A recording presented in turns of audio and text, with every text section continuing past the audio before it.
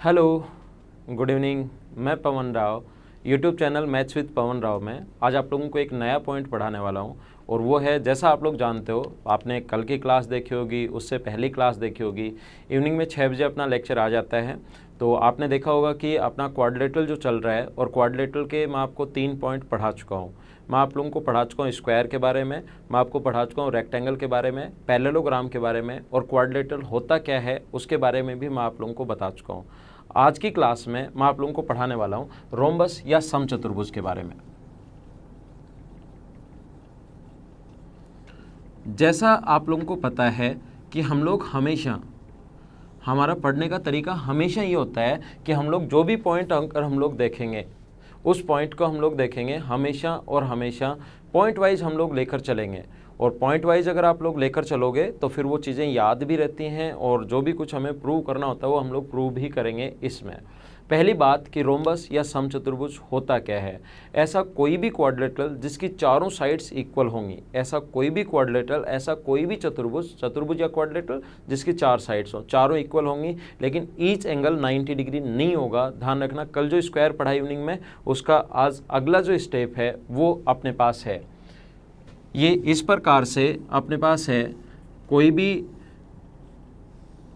Rhombus, चारों sides equal तो होती हैं लेकिन प्रत्येक कोण 90 डिग्री नहीं होता। जैसा आप लोगों को पता है कि अपनी जो पहली प्रॉपर्टी होगी इसकी, जैसा हम लोगों को पता है, ध्यान रखना, इसके दोनों जो डायगोनल्स होते हैं वो विकर्ण, दोनों जो डायगोनल्स होंगे, मैं पहले आप लोगों को ये समझा देता हूँ। आज पहली प्रॉपर्टी, वैसे तो डायगोनल्स के लिए लिख रहा था मैं, लेकिन पहले ये समझा देता हूँ। याद रखना, ये साइड अगर ए है तो ये साइड भी ए होगी, और ये साइड अगर ए है तो ये साइड भी ए होगी। ये इसके बराबर, ये इसके बराबर, और ये बीच वाला अपने पास कॉमन होने के कारण बराबर। तो दोनों के दोनों जो ट्राइंगल हैं एस एस एस से सर्वांगसम हो जाएंगे। दोनों के दोनों जो ट्रायंगल हैं एस एस एस से सर्वांगसम हो जाएंगे। सर्वांगसम हो जाएंगे तो ये वाली साइड इसके बराबर, ये वाली साइड इसके बराबर। तो ये वाला एंगल अगर x है तो ये वाला एंगल भी x होगा, और ये वाला एंगल अगर अपने पास इधर वाला भी ये एंगल अगर x है तो ये वाला एंगल भी x होगा। x इसलिए होगा क्योंकि अपने पास इसके दोनों साइड अगर बराबर हैं तो इसके सामने का कोण ये और इसके सामने का कोण ये बराबर।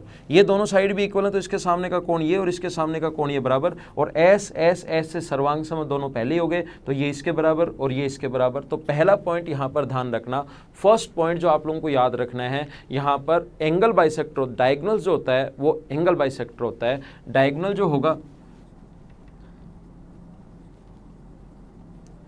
एंगल बाइसेक्टर भी होगा। ये आप लोग कंप्लीट लिख लेना, इंग्लिश मीडियम वाले और हिंदी मीडियम वाले कंप्लीट पॉइंट लिख लेना आप लोग। डायगोनल जो होता है वो एंगल बाइसेक्टर भी होता है। विकर्ण जो होगा वो कोण समद्विभाजक भी होगा। पहला पॉइंट ये आप लोग लिख लेना।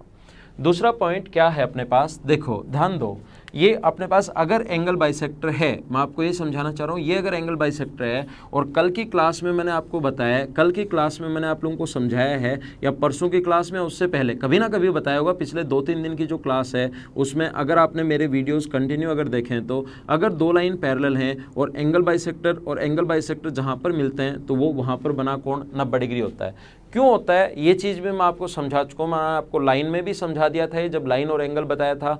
कल जब क्वाड्रिलेटरल पढ़ाने की शुरुआत की थी तब भी मैं ये पॉइंट आप लोगों को पढ़ा चुका हूँ। तो एंगल बाइसेक्टर मैंने लिखवाया पहला पॉइंट। दूसरा पॉइंट ध्यान रखना, इसके जो दूसरा डायगोनल ये भी एंगल बाइसेक्टर होगा, क्योंकि ये साइड इसके बराबर, ये साइड इसके बराबर, ये भी एंगल बाइसेक्टर होगा।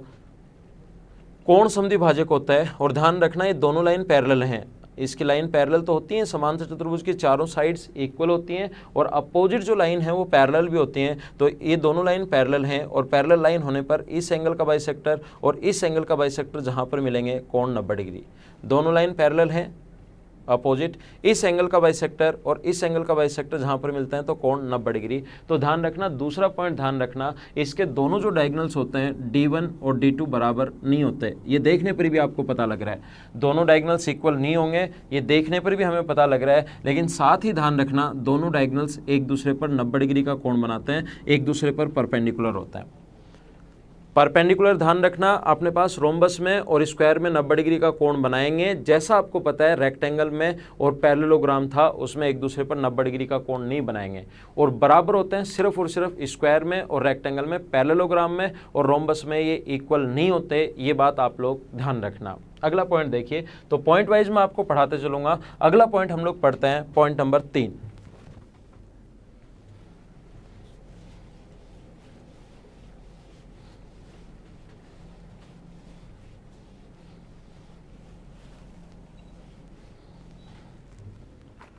पॉइंट नंबर 3 में जो है अपने पास, जैसा हम लोग पढ़ते हुए आ रहे हैं, 3 नंबर पॉइंट अपने पास इस प्रकार से है, ध्यान रखना। रोम्बस का कोई भी एक जो डायगोनल होगा, इसका जो एक डायगोनल होगा चाहे कोई सा ही हो, इसकी चारों साइड्स इक्वल होती हैं, इसका कोई सा भी, चाहे ये वाला ले लो चाहे ये वाला ले लो, वो क्षेत्रफल को समद्विभाजित करेगा, 2 इक्वल पार्ट्स में डिवाइड करेगा। डायगोनल जो होता है वो अपने पास एंगल बाइसेक्टर तो होता ही है, जो विकर्ण होता है वो क्षेत्रफल को भी समद्विभाजित करता है। डायगोनल जो होता है वो एरिया को भी 2 इक्वल पार्ट्स में डिवाइड करता है। आप लोग याद रखना क्यों करता है, ये साइड इसके बराबर, ये साइड इसके बराबर, ये कॉमन होने के कारण बराबर, एस एस एस से सर्वांगसम हो गए, और एक बार 2 ट्रायंगल अगर सर्वांगसम हो गए तो फिर सब कुछ बराबर, ये आपको पता होगा। तीसरा, क्षेत्रफल सर्वांगसम होने पर क्षेत्रफल परिमाण सब कुछ बराबर होता है, जो कुछ आप लोग सोच सको। 3 नंबर जो पॉइंट हम लोग पढ़ चुके हैं। 4 नंबर पॉइंट ध्यान रखना, इसके जो दोनों डायगोनल्स होते हैं वो एक दूसरे को इक्वली बाइसेक्ट करते हैं। इसके जो दोनों डायगोनल्स इक्वल तो नहीं होते, लेकिन जहाँ पर ये बाइसेक्ट करते हैं एक दूसरे को, इक्वली बाइसेक्ट करते हैं, ये इधर d1/2 है, इधर भी d1/2 होगा, और ये इधर अगर d2/2 है तो इधर भी अपने पास d2/2 होगा। दोनों डायगोनल्स जो होते हैं वो एक दूसरे को इक्वली बाइसेक्ट करते हैं, समद्विभाजित करते हैं। ये बात आप लोग ध्यान रखना। अब बात ये है कि समद्विभाजित क्यों करते हैं, ये साथ साथ लिखते चलना। जब भी मैं कोई भी पॉइंट लिखूं, अपनी नोट बुक और पेन आप लोग साथ रखना और साथ साथ लिखते चलना कि तीसरे नंबर पॉइंट ये है, 4 नंबर पॉइंट डायगोनल्स एंगल को बाइसेक्ट करते हैं। पॉज कर लो और साथ साथ लिखते चलो, ताकि अगली बार वीडियो नहीं देखना पड़े, आपकी नोटबुक ही पढ़नी पड़े। और ये सारे के सारे पॉइंट्स जिस टाइप से मैं आप लोगों को लिखवा रहा हूँ, एक साथ जो है किसी भी बुक में या नोट्स में आप लोगों को नहीं मिलेगा कि स्क्वायर या रोम्बस एक जगह मिल जाए ताकि मैं उसको पढ़ लूँ, ऐसा नहीं मिलेगा आपको। इसलिए पॉइंट लिखते चलना।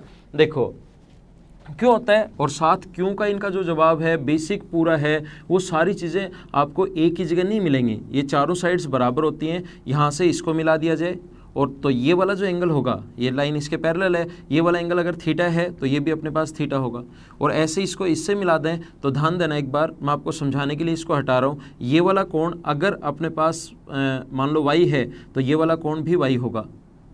वाई थीटा और वाई 2 कोण बराबर हो गए, और एक साइड इसलिए बराबर हो गई क्योंकि रोम्बस की तो चारों साइड्स इक्वल होती हैं। तो क्या डबल ए एस से, और ये ए एस सर्वांग समता, और ये ट्रायंगल में कंप्लीट मैं आप लोगों को पढ़ा चुका हूँ। अगर कोई भी स्टूडेंट मेरा ये वाला वीडियो अगर देख रहा है तो आप लोग पहले वाले वीडियोस जो ट्रायंगल मैंने आप लोगों को पढ़ाया है उसको कंप्लीट देखिए, उसको आपको सही चीज़ें समझ में आएगी। अब अचानक अगर देखोगे कि सर ए एस क्या लिख दिया तो आपके समझ में नहीं आएगा। अगर आपका बेसिक ठीक है तब तो ठीक है, नहीं तो आप लोग पहले वाले वीडियोस लेसन नंबर 1 से शुरुआत कीजिए। और अभी तक हमारे 15 या 16 लेसन हो चुके हैं, तो आप लोग डेली सिर्फ और सिर्फ एक ही लेसन देख सकते हो या 2 लेसन देख सकते हो। 2 से ज़्यादा मत देखना, क्योंकि मेरे 40 मिनट का जो वीडियो होता है उसमें काफ़ी सारा कंटेंट होता है, तो आप लोग उसमें बहुत सारी चीज़ें देख लोगे तो आपकी मिक्स हो जाएंगी। इसलिए ज़्यादा से ज़्यादा अगर आप लोग रेगुलर, और अगर इन वीडियोज़ को देखते हो रेगुलर अगर देखते हो तो आपके समझ में आ जाएगा 100%। लेकिन ऐसे नहीं एक दिन में 5 वीडियो आपने खत्म कर दिए, अगले दिन 7 और कर दिए, अगले दिन 9 और कर दिए, ऐसे नहीं। आप 1 या 2 वीडियो देखोगे तो ही ज्योमेट्री इनसे आपको समझ में आएगी। तो यहाँ पर देखिए दोनों सर्वांगसम हो गए। सर्वांगसम होने के बाद बची हुई साइड बराबर, क्षेत्रफल बराबर, सब कुछ बराबर होता है। तो ये वाली साइड फिर इसके बराबर होगी और ये वाली जो साइड है वो इसके बराबर होगी। तो ध्यान रखना इस प्रकार से, ये इसके बराबर और ये इसके बराबर, तो डायगोनल एक दूसरे को इक्वली बाइसेक्ट करते हैं। पॉइंट नंबर 4 ध्यान रखना।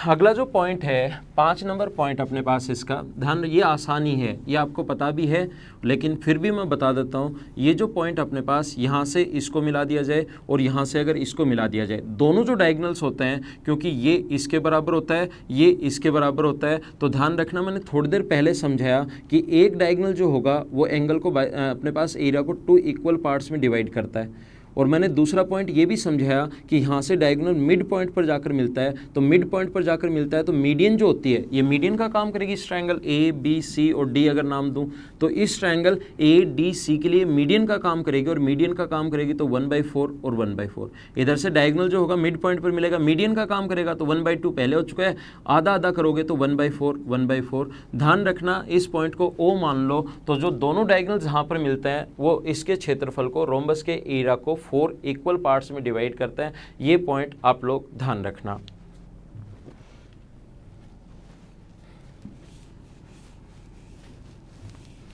ये पॉइंट था अपने पास 5 नंबर। अगला पॉइंट देखिए आप लोग, पॉइंट नंबर 6। जैसा आप लोगों को पता है कि रोम्बस के अंदर अगर कोई भी पॉइंट है अंदर की तरफ, पॉइंट नंबर 6 अपने पास ये, इसके अंदर अगर कोई भी पॉइंट है, मान लो ए बी सी डी, ये कोई भी रोम्बस है और इसके अंदर कोई पॉइंट है ओ। ध्यान रखना अगर हम लोग इनको मिला दें, ओ से ए को मिला दें, ओ से बी को मिला दें, ओ से सी को और ओ से डी को, ये ध्यान रखना डायगोनल्स का इंटरसेक्शन पॉइंट नहीं है, कोई भी पॉइंट है अंदर कहीं भी, तो इनको अगर मिला दिया जाए,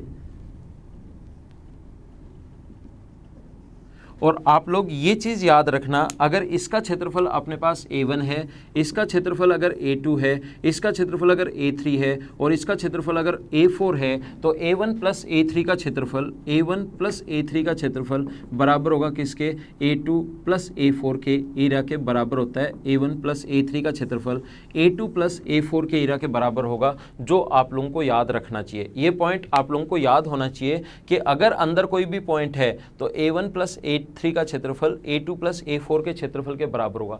आसान सा है, क्यों होगा ये मैं आपको पहले भी समझा चुका हूँ, थोड़ा आसान है, फटाफट मैं फिर से बता देता हूँ क्यों होगा। क्योंकि ये वाला क्षेत्रफल अगर यहाँ से इसकी हाइट माने हम लोग H1, इसकी हाइट अगर H1 माने और ऊपर वाले इसकी हाइट अगर माने हम लोग H2, ये A1 है, इसकी हाइट इधर माने H2, जो क्षेत्रफल A1 है, तो ध्यान रखना आप लोग A3 का जो क्षेत्रफल होगा, ये साइड A मान लो, अपोजिट साइड बराबर होंगी, तो आप लोग यहां पर मान सकते हो A3 का जो क्षेत्रफल होगा, A3 का जो क्षेत्रफल होता है वो अपने पास होता है हाफ इंटू बेस तो A है और हाइट H1, और A1 का जो क्षेत्रफल होगा वो हाफ इंटू बेस तो वही A है, COD ट्रायंगल के एरिया, ये ट्रायंगल है AOB ट्रायंगल है, ट्रायंगल के एरिया का फॉर्मूला तो half into base into height. ऐसे COD भी ट्रायंगल है, half into base into height. इन दोनों को अगर ऐड कर दें A1 प्लस A3 तो हाफ अपने पास कॉमन आ जाएगा, हाफ है, अंदर बचेगा H1 प्लस H2, और H1 प्लस H2 को हम लोग इसकी हाइट भी लिख सकते हैं H1 प्लस H2 को इसकी हाइट, तो ये आ गया half into A into H, इन दोनों का क्षेत्रफल। ध्यान रखना आप लोग, ये पॉइंट याद रखना कि कंप्लीट का जो एरिया होता है वो होता है बेस इंटू हाइट। इसके कंप्लीट के एरिया के अपने पास अलग अलग फॉर्मूले हैं, जैसे बेस इंटू हाइट भी होता है, तो बेस यहाँ पर A माना तो एरिया हो गया A इंटू H। अपने पास एरिया का फॉर्मूला दोनों साइड्स दिए हुए तो A² साइन थीटा। अगर अपने पास एरिया का फॉर्मूला हाफ D1 D2 भी होता है, लेकिन ये मैं आपको क्योंकि मेंसुरेशन नहीं पढ़ा रहा, मैं आपको यहाँ पर ज्योमेट्री पढ़ा रहा हूँ, मैं मेंसुरेशन नहीं पढ़ा रहा, तो D1 D2 square D1 square plus D2 square बराबर 4 इंटू साइड स्क्वायर, और वो क्वेश्चन भी मैं आप लोगों को बाद में करवाऊंगा। यहाँ पर मैं आपको इसकी ज्योमेट्री पढ़ा रहा हूँ, ये काम में आगे इसलिए एक बार बता रहा हूँ। यहाँ पर ध्यान रखना, फॉर्मूले आप लोगों को लिखने की ज़रूरत नहीं है। ये जो नेक्स्ट चैप्टर होगा आपका मेंसुरेशन, उसमें से सारी चीज़ें मैं लिखवाऊंगा। तो इसका कंप्लीट एरिया होगा यहाँ पर A इंटू H, और इन दो का क्षेत्रफल है हाफ A इंटू H, तो बचे हुए दो का क्षेत्रफल भी वही बचेगा अपने पास हाफ A इंटू H, तो इन दोनों का क्षेत्रफल बराबर होता है, यही मैंने लिखा है। चारों में से कोई 3 देकर चौथा आप लोगों से पूछ सकता है, जैसे कहेगा ये अपने पास 8 है, ये अपने पास 6 है, ये अपने पास 10 है, तो इसका क्षेत्रफल बताओ कितना होगा। 10 और 8 18, तो 6 में क्या ऐड करें कि 18 आए, तो यहाँ पर इसका आंसर होगा 12। ऐसे छोटे छोटे क्वेश्चंस हम लोगों से पूछे जा सकते हैं।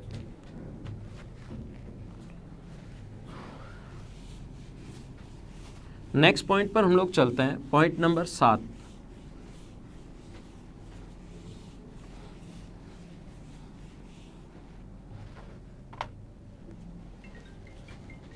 7 नंबर पॉइंट आप लोग देखना, पॉइंट नंबर 7 में अपने पास इस प्रकार से लिखा हुआ है कि एक कोई भी अगर अपने पास रोम्बस है, कोई भी समचतुर्भुज अगर अपने पास है ए बी सी और डी, इस प्रकार से अगर कभी भी लिखा हुआ है किसी भी रोम्बस में, तो आप लोग एक चीज़ यहाँ पर ध्यान रखना, एक पॉइंट हमेशा ध्यान रखना कि यहाँ से अगर हम लोग इस प्रकार से एक इस बेस को लेकर इस प्रकार से एक ट्रायंगल बना दें तो इसका जो क्षेत्रफल, जरूरी नहीं है मिड पॉइंट है, ध्यान रखना कहीं भी हो सकता है, तो ध्यान रखना इसका जो क्षेत्रफल होता है वो टोटल के एरिया का हाफ होगा। मैं आपको क्या समझाना चाह रहा हूँ, इस प्रकार से अगर कभी भी कोई सा भी बेस लेकर, चाहे नीचे वाला कोई सा भी बेस लेकर एक ट्रायंगल अगर बना दिया तो इसका क्षेत्रफल टोटल का हाफ होता है, क्योंकि इसका बेस इंटू हाइट होता है एरिया।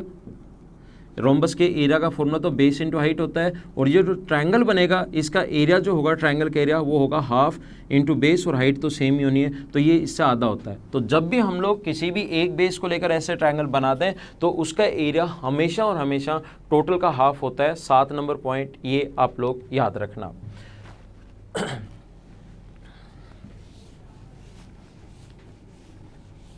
अगला पॉइंट 8 नंबर पॉइंट, जो पिछले मैं 4 दिन से आप लोगों को समझाते हुए आ रहा हूँ, और ये आप लोगों को पता होना चाहिए खुद को। पिछले 4 दिन से मैं आप लोगों को डेली जब शाम को आपका वीडियो आता है तो ये तो एक पॉइंट हमेशा और हमेशा आपके सामने आता है कि अपने पास पॉइंट नंबर 8, ये इस प्रकार से एक रोम्बस जो है ए बी सी और डी, रोम्बस के चारों साइड्स के मिड पॉइंट्स को मिलाने पर बनी आकृति क्या होगी, और 4 ऑप्शन दे देगा वो। रोम्बस के चारों साइड्स के मिड पॉइंट्स को मिलाने पर बनी आकृति क्या होगी, और 4 ऑप्शन दे देगा कि स्क्वायर होगा, रेक्टेंगल होगा, पैरेललोग्राम होगा या रोम्बस होगा। इस प्रकार से 4 ऑप्शन बना सकता है। ध्यान रखना, आप लोगों को पता है कैसे कर पाएंगे हम लोग। हमारा करने का तरीका ये होगा, यहाँ से एक डायगोनल खींचते हैं, इसकी लेंथ मान लो D1,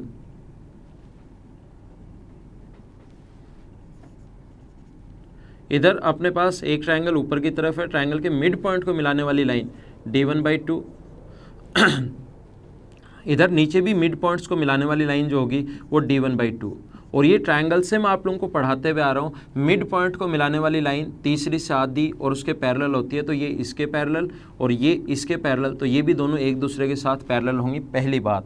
दूसरा जो डायगोनल हम लोग अगर D2 माने, क्योंकि दोनों डायगोनल्स इक्वल तो होते हैं नहीं, दूसरा डायगोनल अगर यहाँ से हम लोग D2 माने, दूसरा डायगोनल अगर D2 माने तो एक ट्रायंगल उस साइड एक ट्रायंगल इस साइड, और ये अगर मिड पॉइंट्स हैं तो मिड पॉइंट को मिलाने वाली लाइन तीसरी से आधी और उसके पैरेलल होती है।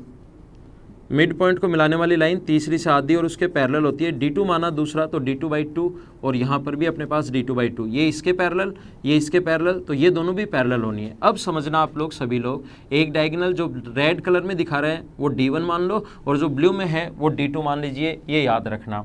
अब इसके अपोजिट साइड बराबर और पैरेलल तो हैं, तो आपके दिमाग में आएगा कि सर या तो रेक्टेंगल हो सकता है। मैं आपसे पूछूं कि क्या होगा, अपोजिट साइड बराबर और पैरेलल अगर हैं तो या तो रेक्टेंगल होगा या पैरेललोग्राम होगा।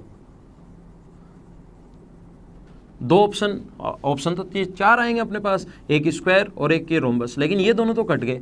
अब अपने पास अपोजिट साइड बराबर और पैरेलल होने के कारण आपके दिमाग में तुरंत आएगा या तो रेक्टेंगल होगा या अपने पास क्या होगा, पैरेललोग्राम होगा। इन दोनों में से क्या होगा, कैसे पता करोगे? देखिए मुझे ये बताइए, क्या अपने पास दोनों जो डायगोनल्स हैं क्या एक दूसरे को 90 डिग्री पर काटते हैं क्या? दोनों जो विकर्ण हैं हमेशा ध्यान रखना एक दूसरे को 90 डिग्री पर काटते हैं, दोनों डायगोनल्स एक दूसरे को 90 डिग्री पर काटते हैं। और अगर दोनों डायगोनल्स एक दूसरे को 90 डिग्री पर काटते हैं और ये दोनों लाइन ब्लू वाली दोनों लाइन पैरेलल हैं और 2 लाइन अगर पैरेलल हों तो अंतः कोणों का योग हमेशा 180 डिग्री होता है। तो ये 90 है तो ये भी कितना होगा, 90। ऐसे ही अपने पास ये दोनों लाइन भी अगर पैरेलल हैं तो अपने पास अंतः कोणों का योग, इनका भी योग 180 डिग्री, लाइन पैरेलल है तो ये 90, तो ये 90। ऐसे ये रेड वाली भी दोनों पैरेलल हैं तो अपने पास अंतः कोणों का योग 180 डिग्री, ये 90 है तो अंतः कोणों का योग 180 डिग्री होता है, तो ये भी 90 है। यदि एक चतुर्भुज के 3 कोण 90 डिग्री हैं तो चौथा भी अपने पास 90 डिग्री ही होना है। ध्यान रखना, ऐसे ही प्रूव कर सकते हो ये 90, ऐसे ही प्रूव कर सकते हो ये 90 और ऐसे ही प्रूव कर सकते हो ये 90। अगर कोण 90 डिग्री हैं और अपने पास अपोजिट साइड बराबर और पैरेलल हैं तो ऐसे चतुर्भुज को हम लोग बोलते हैं रेक्टेंगल। तो अपना जो आंसर होगा वो यहाँ पर रेक्टेंगल होगा, आप लोग ध्यान रखना। नेक्स्ट जो पॉइंट है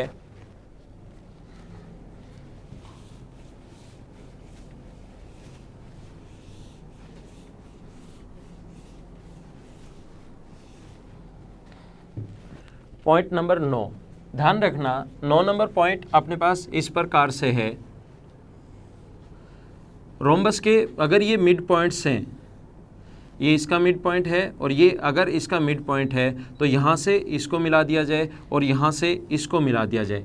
ये अपने पास अगर मिड पॉइंट हैं, यहाँ से हम लोग इसको मिला दें और यहाँ से अगर इसको मिला दिया जाए तो ध्यान रखना अपने पास ये जो डायगोनल होगा ये और ये तीनों बराबर होंगे। अगर मैं नाम दूं A, B, C और D तो ध्यान रखना AB बराबर BC बराबर CD, ये तीनों को इसको हमेशा इक्वली 3 पार्ट्स में डिवाइड करता है, याद रखना आप लोग। नेक्स्ट जो पॉइंट अपने पास पॉइंट नंबर 9 के बाद जो 10 नंबर पॉइंट अपने पास वो इस प्रकार से है, ध्यान रखना दोनों डायगोनल्स के मिड पॉइंट्स, ये इसका मिड पॉइंट, ये इसका मिड पॉइंट, ये इसका मिड पॉइंट और ये इसका मिड पॉइंट, ये अपने पास कोई भी रोम्बस था A, B, C और D, ये शेडेड पार्ट बता देगा। अंदर वाले इसके मिड पॉइंट्स हैं O, OC का मिड पॉइंट है P, ध्यान रखना OD का मिड पॉइंट Q है, इसका मिड पॉइंट R है और OB का मिड पॉइंट S है। तो शेडेड पार्ट और ये जो बचा हुआ भाग है इसके क्षेत्रफल का रेशो आप लोग बताइए, इसके एरिया का रेशो आप लोग बताइए। तो आपको इसका एरिया का रेशो खुद को बताना है, अपने आप करने की कोशिश करना। पिछले लेसन में मैं आपको ये बहुत अच्छे से समझा चुका हूँ, तो ये वाला पॉइंट आप लोग खुद करना ईमानदारी से। ऐसा नहीं होना चाहिए कि कर लेंगे, अभी बैठकर वीडियो पॉज करके आप लोग एक बार इस चीज़ को करने की कोशिश करो। अगला पॉइंट देखिए,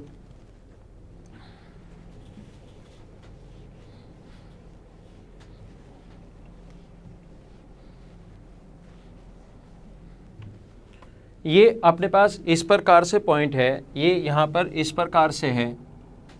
रोम्बस में ध्यान रखना आप लोग, जैसा आपको पता है कि अगला पॉइंट 11 नंबर और रोम्बस का ये लास्ट पॉइंट है। फिर मैं एक क्वेश्चन करवाता हूँ आप लोगों को। देखिए ध्यान रखना दोनों लाइन पैरेलल हैं और दोनों लाइन पैरेलल हैं इस प्रकार से। तो यहाँ से अगर हम लोग, ध्यान देना आप लोग सभी लोग बोर्ड पर, ये दोनों लाइन अगर पैरेलल है तो ये कोण अगर मैं थीटा मानूं तो ये वाला कोण होगा 180 माइनस थीटा। ये दोनों लाइन भी पैरेलल हैं तो ये वाला कोण थीटा है, तो अंतर कोणों का योग 180, ये थीटा है तो ये 180 माइनस थीटा। और ये दोनों लाइन भी पैरेलल तो अंतर कोणों का योग 180 डिग्री, ये 180 माइनस थीटा है तो ये थीटा। तो मैं आपको अगला पॉइंट ये बताना चाह रहा हूँ कि रोम्बस के, याद रखना, अपोजिट एंगल इक्वल और एडजेसेंट एंगल का सम 180 डिग्री होता है। ये दोनों का जो सम होगा वो तो अपने पास होगा 180 डिग्री, इन दोनों का जो सम होता है वो तो अपने पास होता है 180 डिग्री।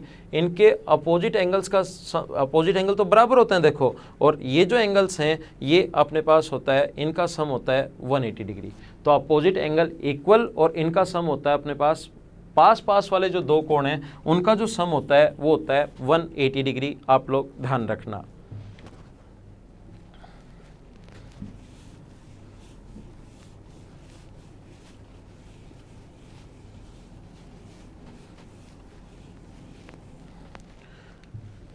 ये देखिए एक क्वेश्चन मैं आप लोगों के लिए लिखता हूं और फिर उसको हम लोग सोल्व करने की कोशिश करते हैं। ABCD इज अ रोम्बस, मैं लिख देता हूं आप लोगों के लिए, ABCD is a rhombus.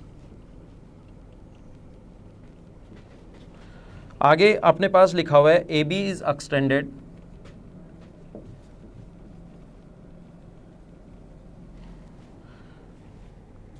To B to F and BA to E such that AB equals to AE equals to BF, AB equals to AE equals to BF, then what is the result?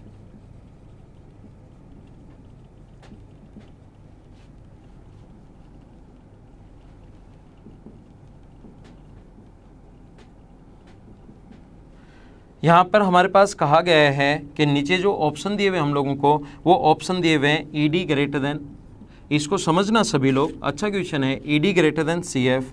B जो option है वो अपने पास लिखा हुआ है ED perpendicular on CF, ED perpendicular on CF, ED square plus CF square, C option, ED square plus CF square, ED square plus CF square बराबर EF square. और ये लिखा हुआ है ED पैरेलल CF, ED जो है वो parallel है CF के। अब ध्यान देना, यहाँ पर अपने पास हिंदी मीडियम वाले स्टूडेंट्स के लिए मैं पढ़ देता हूँ। ABCD एक समचतुर्भुज है, उसमें यदि AB को F तक और BA को E तक इस प्रकार से बढ़ाया गया कि AB बराबर AE बराबर BF, ये इस प्रकार से, तो निम्न में से कौन सा ठीक है, विच of the following is true, या रिजल्ट क्या हो सकता है, ऐसा हम लोगों से पूछा गया है। कोशिश करना समझने की। और जैसा आप लोगों को पता है कि जैसे ही मैं थ्योरी पढ़ाता हूँ उसके बाद क्वेश्चंस तो मैं एक दो, ताकि आपके माइंड में कुछ चीज़ें अपने आप रिकॉल हों, कुछ चीज़ें याद हों। बाकी थ्योरी के बाद क्वेश्चंस, जैसे ही थ्योरी अपनी कंप्लीट होगी उसके बाद मैं आप लोगों को खूब सारे क्वेश्चंस भी करवाने वाला हूँ इस चैनल पर।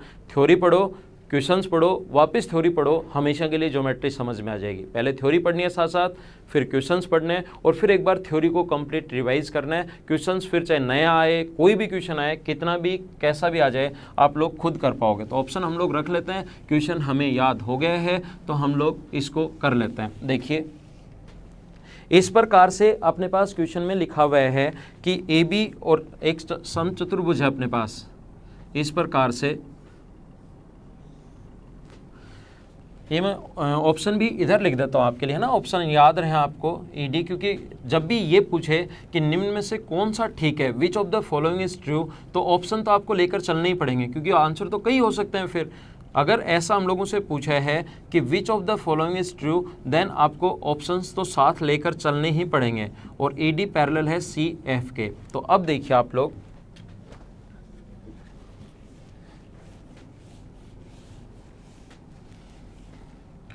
यहां पर इस प्रकार से है, ये A, B, C और D एक रोम्बस है, इसको दोनों तरफ बढ़ाया गया, एक रोम्बस को दोनों तरफ बढ़ाया गया, और इस प्रकार से बढ़ाया गया AB को F तक और इसको E तक। इधर F है और इधर E है। ये अपना क्वेश्चन था। अब क्वेश्चन को छोड़ देते हैं और हम लोग इसको सोल्व करने की कोशिश करते हैं। मैंने कहा है जब भी आपके सामने क्वेश्चन आए, आप लोग हमेशा और हमेशा क्या करोगे, उस क्वेश्चन को करने की कोशिश किया करो, और जब नहीं आएगा मैं समझाऊंगा तो ज़्यादा समझ में आएगा, और अगर आपको आ गया तो आपका कॉन्फिडेंस बढ़ेगा। कोशिश करना समझने की इस प्रकार से। पहला जो ऑप्शन है ED ग्रेटर देन CF, यहाँ से यहाँ तक ED जो है, ये रोम्बस था तो ये चारों बराबर होंगे, देन CF, ये ED ग्रेटर देन CF। यहाँ पर तो आपको इस डायग्राम में तो दिखाई दे रहा है ED ग्रेटर देन CF, लेकिन ध्यान रखना ये दोनों बराबर हैं, ये दोनों बराबर हैं, तो सामने की जो साइड है वो डिपेंड करेगी इस एंगल पर। ये एंगल छोटा है तो सामने की साइड छोटी, और ये एंगल बड़ा है तो सामने की साइड बड़ी। लेकिन आपको क्या पता कि एंगल बड़ा और ये एंगल छोटा होगा। डायग्राम तो अपने पास ऐसे भी तो बन सकता है, इस तरफ से भी तो अब की बार करोगे तो ये छोटी और उधर वाली बड़ी होगी, तो पहला ऑप्शन अपने पास नहीं हो सकता। दूसरा ऑप्शन मैं आप लोगों को करवाता हूं। दूसरा ऑप्शन चेक करते हैं, क्या दोनों एक दूसरे पर परपेंडिकुलर हैं क्या? आगे बढ़ाओ इनको आगे की तरफ बढ़ाइए, क्या दोनों एक दूसरे पर परपेंडिकुलर हैं या नहीं है, ये पॉइंट हम लोग चेक करते हैं।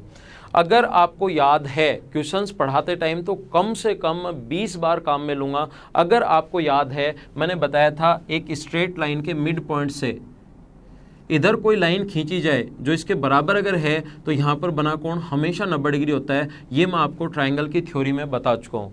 मैंने कहा है कि अगर इन चीज़ों को अब अच्छे से समझना है, ट्रायंगल और क्वाड्रिलेटरल और सर्किल में जो भी प्रूव होगा उसकी 99% चीज़ें हमेशा और हमेशा किससे प्रूव होंगी? ट्रायंगल से। तो आप लोग ट्रायंगल का वाला वीडियो अगर ध्यान से देखोगे तो क्वेश्चंस आसानी से कर पाओगे, नहीं देखोगे तो फिर आप लोग इनको थोड़ा सा कम समझ पाओगे। ट्रायंगल्स के वीडियो, सभी वीडियो जो 14, 15 जितने भी वीडियोस मैंने 40 मिनट के या 42, 41, 39 मिनट के डाले हैं उनको आप लोग देखिए। यहाँ पर देखो ये और ये अगर बराबर है तो ये कोण अपने पास होगा 90 डिग्री। हमेशा ध्यान रखना इसके मिड पॉइंट से इधर कोई भी लाइन खींची जाए, चाहे यहाँ पर बराबर अगर है तो ये कोण ऑलवेज राइट एंगल होगा। तो कोशिश करना आप लोग समझने की। अगर मैं इसको इससे मिला दूं, इसको इससे अगर मिला दिया जाए तो मुझे ये बताइए आप लोग कि ये और ये बराबर है तो ये कोण कितने डिग्री होगा? 90। और ये स्ट्रेट लाइन है, ये 90 होना है तो ये भी कितना होगा? 90। समझ में आ गया आपको? अच्छी बात है।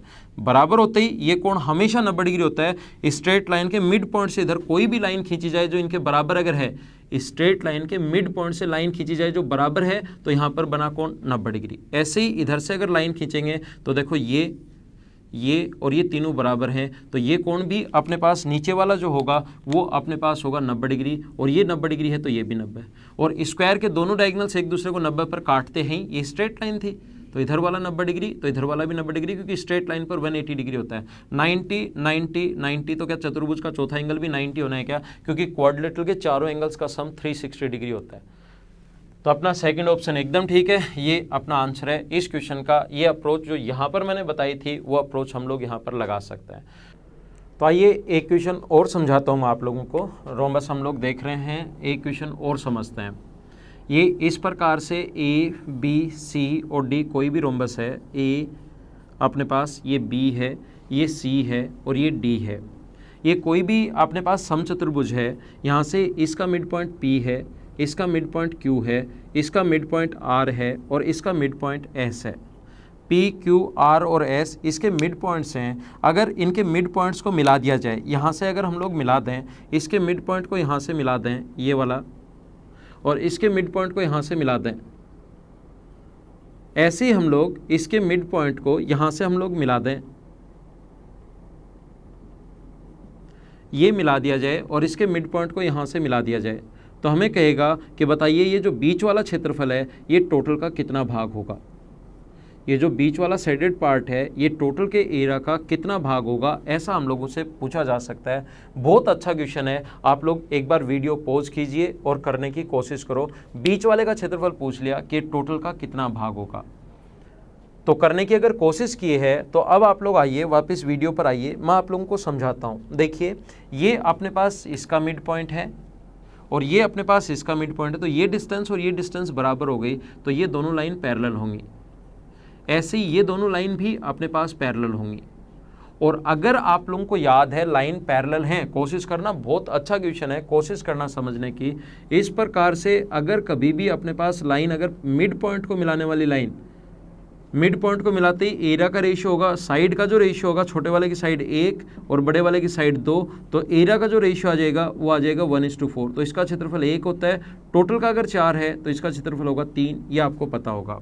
तो ये दोनों लाइन पैरेलल हैं, ध्यान देना, ये लाइन और ये लाइन पैरेलल हैं। इस ट्रायंगल में ये और ये दोनों अगर पैरेलल हैं, ये और ये दोनों अगर पैरेलल हैं, तो ये अगर 1 है तो इसका क्षेत्रफल होगा 3। ऐसे ये और ये भी दोनों पैरेलल हैं, क्योंकि ये दोनों मिड पॉइंट है, ये भी मिड पॉइंट, ये भी मिड पॉइंट, तो लाइन दोनों पैरेलल होंगी। तो ये अपने पास पैरेलल होते हैं, मिड पॉइंट पहले से दिया हुआ है क्यू। इस ट्रायंगल की अगर मैं बात करूँ, इसको नाम दे दो, मान लो टी। इस ट्रायंगल की बात करूँ मैं सी डी टी में, तो ये मिड पॉइंट है, पैरेलल लाइन होते हैं, ट्रायंगल का एरिया होगा ये 1 माने, तो ये अपने पास होगा 3। ऐसे इधर भी आप लोग कर सकते हो, ये 1 होगा तो ये 3, और ऐसे आप लोग कर सकते हो, ये 1 होगा तो ये अपने पास होगा 3। बाकी का ये क्वेश्चन और कई तरीके से बन सकता है, सिर्फ इसको सेडिट कर सकता है वो, इन चारों को सेडिट कर सकता है कि टोटल का एरिया बताओ। अब अपने पास अभी भी बीच वाले का भाग का क्षेत्रफल बचा हुआ है, तो बीच वाले का एरिया कैसे निकालोगे आप लोग? एक काम कीजिए, यहाँ से इसको मिला दीजिए,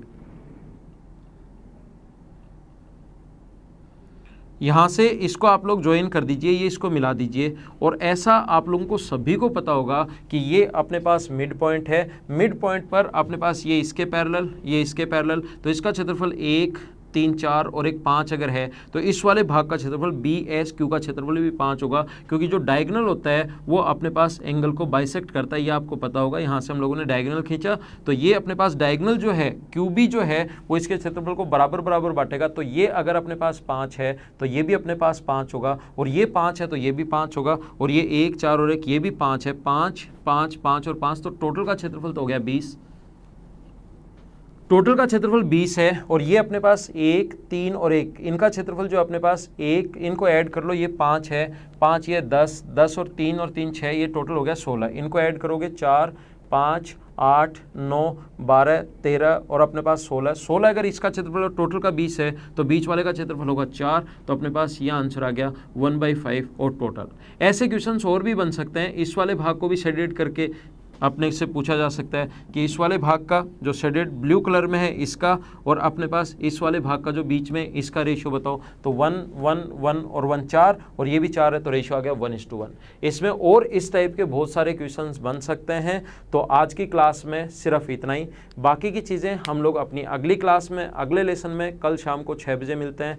तब तक के लिए बाय बाय, और लेसन को आप लोग शेयर करते रहिए ज़्यादा से ज़्यादा, और आपको लाइक और कमेंट्स तो करने ही करने हैं, ये ध्यान रखना। तो कल इवनिंग में मिलते हैं शाम को 6 बजे, तब तक के लिए bye bye, take care, see you in the next lesson.